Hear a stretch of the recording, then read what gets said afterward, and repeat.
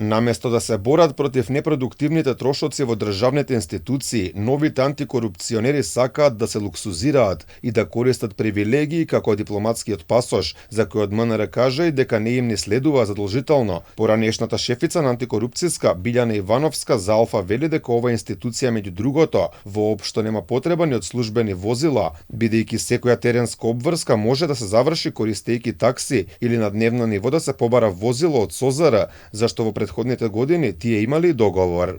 Возилата сами по себе носат многу трошоци. Знаете и сами, и регистрација, и осигурување, и поправки, и не знам, трошок за бензин и така натаму. Значи тоа не е само да го имаш возилото, туку треба и да го одржуваш.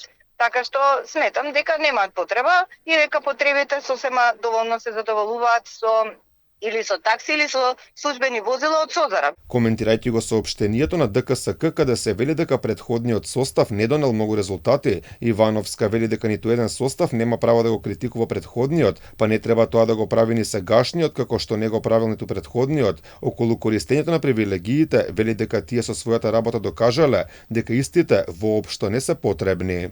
Ние со нашата работа докажавме дека во таа институција нема потреба ниту од службени возила, ниту од дипломатски пасоши. И покажавме дека ете и без тие привилегии успешно функциониравме и добивме високи оценки од Европската комисија, што се однесува до потребата. Така да мислам дотолку повеќе што таа институција треба да биде, нели, и пример за останатите институции. Ние во наше време правевме анализа на непродуктивни трошоци. Инаку од антикорупцијска побарале 7 возила, а сите членови побарале и дипломатски пасош. Досега барањето е одобрено и ваков пасош добила само новата шефица на ДКСК, Татјана Димитровска. Таа се правда дека следувал затоа што била функционер избран од собранието.